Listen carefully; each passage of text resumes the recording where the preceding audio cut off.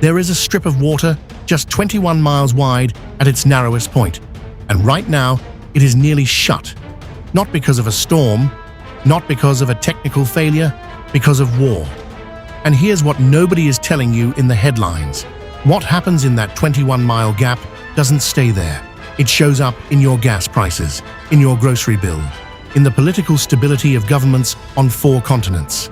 And according to the International Monetary Fund, shipping traffic through that waterway has already fallen by 90%.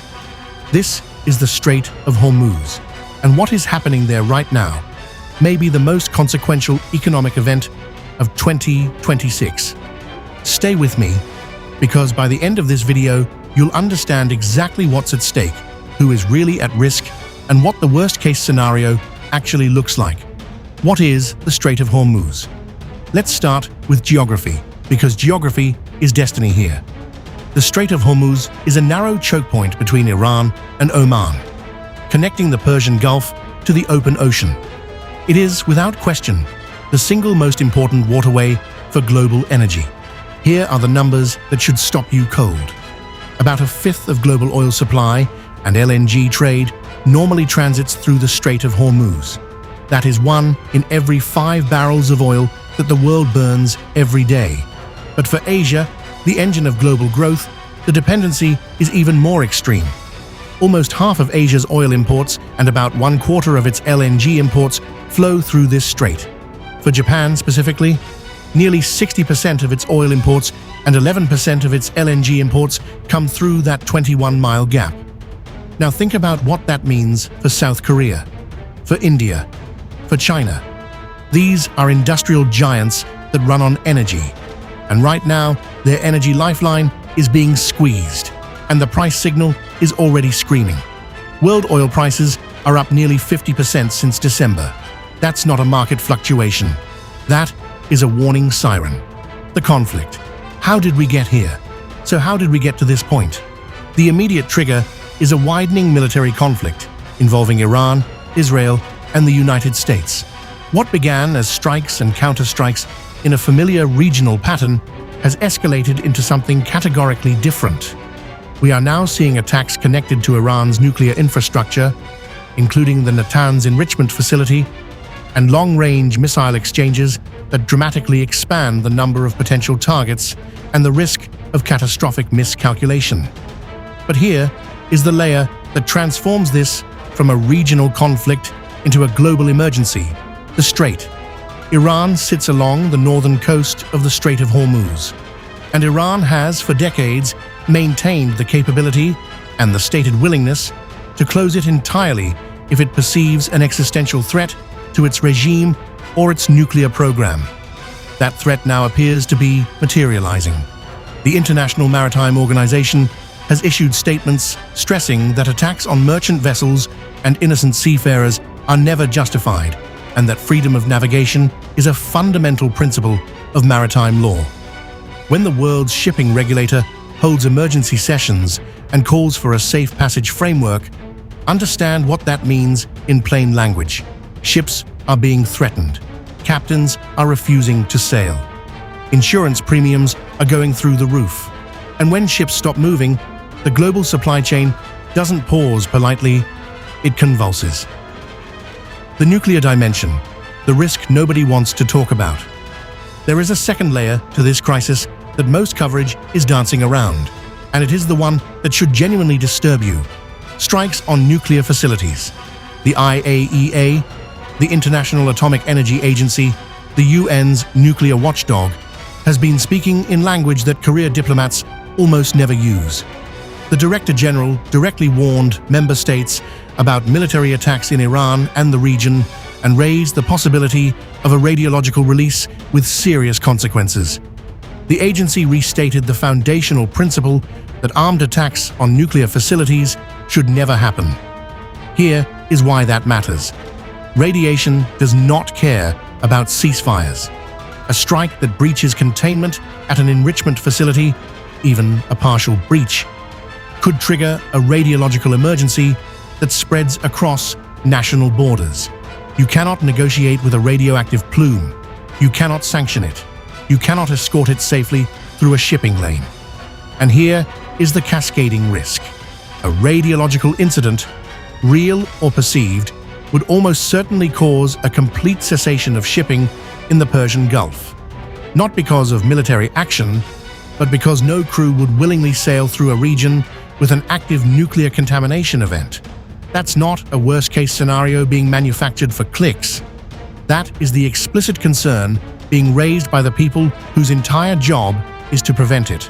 If you are watching this and thinking, "Why haven't I heard more about this?" That is exactly why this channel exists. Like, comment, where you're watching from, share with one person, and subscribe. The economic shockwave. Who gets hit and how hard? Let's talk money. Specifically, your money. The IMF's managing director spelled this out in a speech in Tokyo this month with unusual bluntness. As a rule of thumb, every 10% increase in oil prices, if persistent, results in a 40 basis point increase in global headline inflation and a 0.1 to 0.2% fall in global output. Oil is already up 50% since December. Run that math. We are not talking about a mild uptick in gas prices. We are talking about a structural inflation shock layered on top of economies that are already stretched thin from years of post-pandemic cost of living pressures. The people who feel this first and worst are not hedge fund managers. They're families in Jakarta, Lagos, Istanbul, and yes, Middle America, watching their grocery bills climb for reasons they can't control and their governments can barely explain. But it doesn't stop at oil. The Strait of Hormuz also carries liquid natural gas. And natural gas powers factories. It heats homes, it generates electricity. When gas prices spike in Europe and Asia, industrial output slows. When industrial output slows, unemployment rises. When unemployment rises, governments face political crises. And political crises produce unpredictable policy decisions. That chain reaction is already beginning. And there's another commodity almost nobody is talking about: fertilizer. Much of the ammonia-based fertilizer that feeds the developing world moves through Gulf shipping routes. A prolonged closure doesn't just mean expensive food, it can mean food that doesn't exist. The 2022 Ukraine war disrupted fertilizer supplies and contributed to food crises across Africa and Southeast Asia. A Hormuz closure would be larger. The UN Secretary-General put it plainly during a press briefing in Brussels just days ago. The prolonged closure of the Strait of Hormuz causes enormous pain in so many people around the world that have nothing to do with this conflict. That is not rhetorical. That is a global leader describing a humanitarian catastrophe in slow motion. The geopolitical domino effect. Who loses power? Now let's zoom out to the geopolitical chessboard, because the economic shock is also a power shock. The G7, the United States, UK, France, Germany, Japan, Canada, and Italy issued a statement backing maritime route safety and explicitly naming the Strait of Hormuz as a focal point for energy security. That is significant. G7 language at this level is typically a precursor to coordinated action, naval escorts, collective sanctions, or diplomatic ultimatums. But here is the deeper power dynamic at play. Countries that import oil, most of Asia, Europe, and the developing world, are suddenly desperate. Countries that export oil, Saudi Arabia, the UAE, the United States, have leverage they haven't had in years. Russia, already sanctioned, has an incentive to keep the conflict simmering because elevated oil prices fill its war chest even as Western markets shun its exports. China, which imports a massive share of its oil through the strait, faces a unique dilemma. It has deep economic ties with Iran and has positioned itself as a regional power broker. But a Hormuz closure directly threatens its own industrial base. Beijing's response, or non-response, to this crisis will shape perceptions of Chinese global leadership for years. Meanwhile, countries in the global south, already burdened by debt, inflation, and food insecurity, have no good options. They cannot afford the price spike. They cannot afford the political instability it creates, and they have almost no leverage to end a conflict they had no part in starting. The Secretary General told reporters it is high time to end this war that is risking getting completely out of control, and urged Iran to stop attacking its neighbors, who were never parties to the conflict. That is diplomatic language for "this is spreading, and the people paying the price didn't choose this." The three scenarios: best, worst, most likely.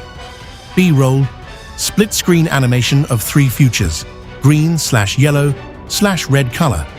Coding, so what happens next? Let's lay out the three realistic scenarios, honestly, without hype.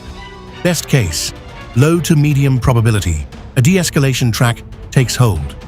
International pressure from the G7, the UN, possibly China, creates a credible diplomatic off-ramp.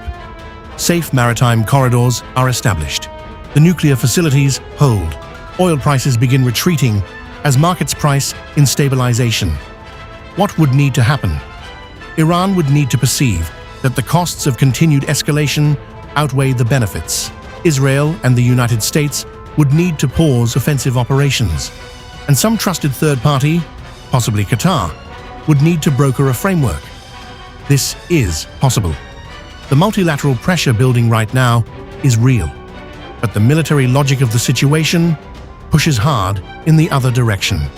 Worst case, low, non-trivial probability, a strike causes a radiological event at an Iranian nuclear facility, or a mass casualty attack on a major commercial vessel.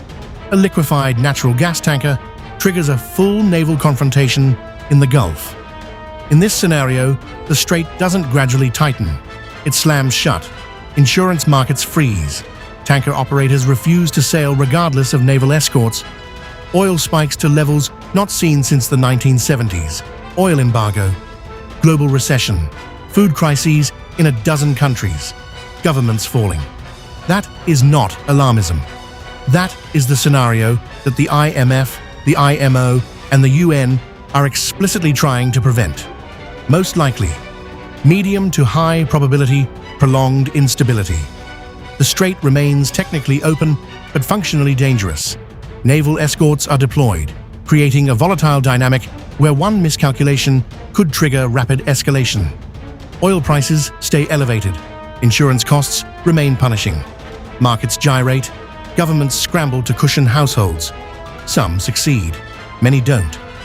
This slow bleed scenario is in many ways more dangerous than a sharp crisis because it breeds normalcy.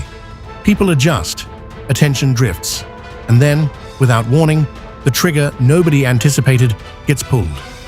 The IMF notes that if the conflict proves prolonged, it has clear and obvious potential to affect market sentiment, growth, and inflation, placing new demands on policymakers. That is the world we are almost certainly already in. What this means for you and what to watch. So what should you actually be watching for in the coming days and weeks? Watch the insurance markets. When Lloyd's of London and war risk underwriters start refusing to cover Gulf shipping or pricing coverage at multiples of normal rates, that is the canary in the coal mine. It means professional risk assessors believe the threat is existential to commercial traffic. Watch China's posture. If Beijing begins using its diplomatic back channel with Tehran to push for de-escalation, that is a meaningful signal. If Beijing goes quiet, that tells you something else entirely. Watch food prices in the developing world. The fertilizer and food chain effects lag the oil price spike by weeks to months. By May or June, we will have a much clearer picture of whether this crisis is producing a food emergency in vulnerable nations. Watch the nuclear watchdog. Any IAEA statement that escalates from monitoring language to emergency language means the situation at nuclear facilities has materially worsened. Watch this channel. This story is not ending. It is evolving every day. Subscribe for ongoing coverage. Here is what I want you to take away from this video. The Strait of Hormuz is 21 miles wide. The decisions being made in Tehran, Tel Aviv, and Washington right now will determine whether those 21 miles remain open to the global economy, or whether they become the fault line along which the next great economic shock breaks. This is not an abstraction. It is already in your gas prices. It is already in Asian energy markets. It is already in the emergency sessions happening at the IMO, the IAEA, and the United Nations. The world is watching a choke point, and the choke point is tightening. Like this video if it gave you something to think about. Subscribe so you don't miss our next deep dive. And drop a comment. Tell me which scenario you think is most likely and why. Your analysis matters. I'll see you in the next one.